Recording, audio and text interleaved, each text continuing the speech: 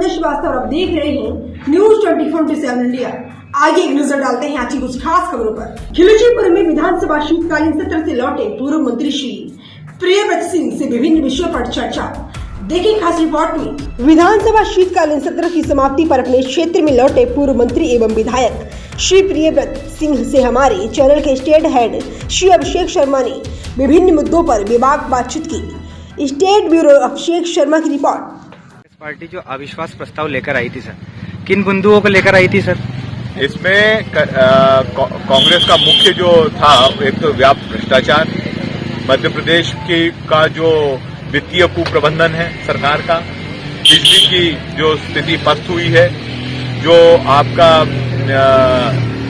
Take home ration में जो घोटाला हुआ है, बड़ा घोटाला हुआ है, साथ साथ ही बीजेपी कार्यालय में सरकारी खर्च पर 500 रुपए में एक चाय जो पिलाई गई है, ये सारे जो भ्रष्टाचार के मुद्दे हैं और सुशासन के दावों की जो धज्जियां उड़ी हैं प्रदेश में, उसके खिलाफ, अवैध भूमाफिया के खिलाफ, माइनिंग में जो अवैध कार्रवाइयां की गई हैं उनके खिलाफ, इन सब चीजों को लेकर हम अविश्वास प्रस्ताव लेकर आए थे। मुख्य बिंदु तो बिजली का और वित्तीय कुप्रबंधन का था। सर, आपने खिलचीपुर के सिविल अस्पताल को लेकर भी सर विधानसभा में अपनी मांग रखी है सर?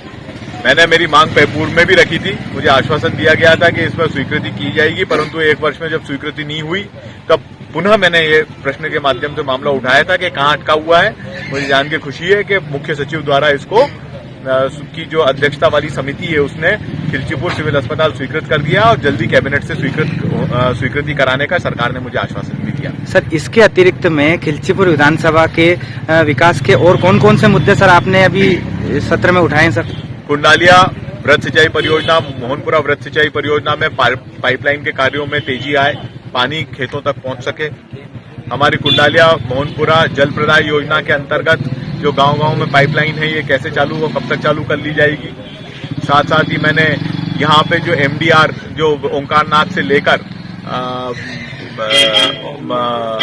ओंकारनाथ से धामिया जोड़ तक जो शहर का 4 लेनिंग होना है, जो वर्ष 21-22 के बजट में शामिल था, उसकी अभी तक EFC फाइनेंस कमेटी की बैठक नहीं हो पाई थी। वो EFC में भी कल मेरे को जानकारी लगी है कि इसको शामिल कर लिया गया, तो इसका टेंडर कितनी जल्दी लग सके। सेतु निर्माण के मामले जो हमारे यहाँ अटके हुए हैं, खिलचीपुर विधानसभा के अंतर्गत लिम्बोदा का कुंडालिया के बीच की काली सिंह पुलिया, काशीखेड़ी की छापी की पुलिया और बटेड़िया और मुकुंदपुरा के बीच की छापी की पुलिया, इनके बारे में मैंने इसका कार्य कब तक पूर्ण कर लिया जाएगा, इसका भी मैंने प्रश्न लगाया था। साथ साथ ही क्षेत्र के अन्य विकास के और भी प्रश्न हमने ग्रिडों के मामले में, जो हमारे ग्रिड ओवरलोड चल रहे हैं, जो फीडर ओवरलोड चल रहे हैं, जिससे कि बिजली की समस्या एग्रीकल्चर सेक्टर में सभी हमारे किसान भाइयों को खिलचीपुर विधानसभा में आ रही है, उससे कैसे निजात पाया जाएगा, इस हेतु भी मैंने प्रश्न लगाया। सर, खाद बीज के संबंध में भी सर मैंने खाद बीज के संबंध में भी मैंने पूछा था कि कितना खाद, इस बार खाद और बीज की जो किल्लत आई है पूरे क्षेत्र में, उसमें मैंने पिछले 4 साल का कंपैरेटिव मांगा था और कंपैरेटिव मैंने मांगा, उसका भी मैं प्रेस नोट भी अभी एक अलग से जारी 1 या 2 दिन में करूंगा। उसमें उत्तर मेरे पास आ गया है कि जिस प्रकार से 19-20 और 20-21 में जो खाद बांटा था, उससे बहुत कम खाद अलॉटमेंट इस बार के क्षेत्र में हुआ है। ये भी शासन की एक बड़ी विफलता रही।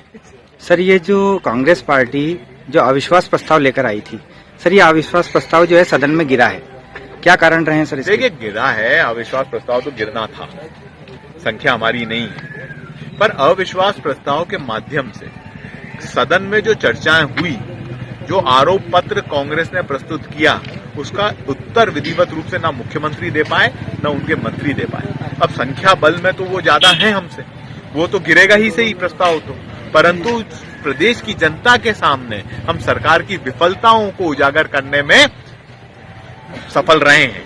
ये हमारी एक बड़ी जीत इस अविश्वास प्रस्ताव के माध्यम से हुई है। और दूसरी बात है कि प्रदेश में भारतीय जनता पार्टी के नेता एक ही बात कहते थे कि 1 फूटी कौड़ी किसानों की कांग्रेस की राज में माफ नहीं हुई।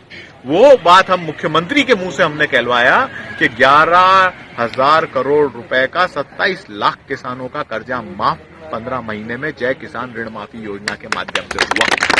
ये हमारी बड़ी जीत। सर, एक ये देखने में आ रहा है कि कोरोना जो है नए वेरिएंट के साथ वापस भारत में पैर पसार रहा है सर, इस पर आप क्या कहना चाहेंगे? देखिए, सजगता रखनी चाहिए। वैक्सीनेशन ज्यादातर हो चुका है, हम सभी लोगों ने वैक्सीनेशन में अपनी महती भूमिका निभाई। खिलचीपुर में भी जब वैक्सीनेशन शुरू हुआ तो मैं सबसे पहले लगवाने गया। मैंने बोर्ड पोस्टर के माध्यम से, अपनी फेसबुक के माध्यम से, अपने ट्विटर हैंडल के माध्यम से, सोशल मीडिया पे इसका प्रसार किया। हम सब लोग वैक्सीनेटेड हैं। यहाँ पे सरकार को ऑक्सीजन की मात्रा की तैयारी रखनी चाहिए, बेड्स बढ़ाने चाहिए अस्पतालों में, जहां जहां के भी ये सिविल हॉस्पिटल जैसे हमारा खिलचीपुर का अटका हुआ है इसको जल्दी चालू करना चाहिए। हमारा जो हमने रोगी कल्याण समिति से प्रस्तावित कर रखा है ऑक्सीजन प्लांट जीरापुर में, उसका काम राजनीतिक कारणों से इनने अटकाया है। मैंने इसमें ट्वीट भी किया था रोडमल नांगर जी को इंकित करके कि आपने सब दूर खोल दिए पर खिलचीपुर का आप सब लोगों ने मिलकर रुकवाया है। तो इन सब चीजों को लेकर हमें सजगता रखनी चाहिए और हम कोरोना से लड़ने के लिए तैयार हैं। पर आज के समय में उससे पैनिक करने की आवश्यकता नहीं है। अभी हमें सजग लेने की आवश्यकता है और केंद्र सरकार को ये सुनिश्चित करना चाहिए कि चाइना से और जो देश ज्यादा इन्फेक्ट हुए हैं उनसे आने वाले पैसेंजर्स की हम सही साथ स्क्रीनिंग कर सकें। अगर हम वेरिएंट नहीं आने देंगे और जो वेरिएंट वहां पे आए हैं, 3 वेरिएंट आए हैं, उनमें से 2 वेरिएंट तो हमारे यहाँ पे पहले भी आ चुके हैं, तो ऐसा कोई घबराने की आवश्यकता नहीं है। साथ साथ ही राजनीतिक कार्यक्रमों को लेके बहुत सारी कमेंटबाजी हुई है। तो मेरा ये कहना है कि राहुल गांधी को आप इंकित करते हैं कि भाई वो उनको अपनी भारत जोड़ो यात्रा वापस ले लेनी चाहिए, पर आपके प्रधानमंत्री अगरतला गए, वहां त्रिपुरा में उन्होंने लाखों लोगों को संबोधित किया। प्रदेश के मुख्यमंत्री रोज मंच नाप रहे हैं, किस तरीके से दौड़ रहे हैं आप ही देख रहे हो। तुम सस्पेंड, मैं सस्पेंड, ये सस्पेंड, वो सस्पेंड, भाइयों मुख्यमंत्री। तो ये क्या सिर्फ कांग्रेस के ऊपर ही सारी चीजें लागू होती है? भारतीय जनता पार्टी अपने गिरेबान में तो झांक के देखे थोड़ा बहुत। सर, कांग्रेस पार्टी के बड़े नेता भी आरोप लगा रहे हैं कि ये राहुल गांधी जी को जो भारत जोड़ो यात्रा में जो जन समर्थन मिल रहा है, तो राहुल गांधी जी की यात्रा को रोकने के लिए कहीं ना कहीं ये एक नया प्रोपोगेंडा सरकार का है। सर, इसमें आप क्या कहना चाहेंगे? भाजपा के लोगों को तो ये भी तकलीफ है कि राहुल गांधी स्वेटर क्यों नहीं पहन रहे।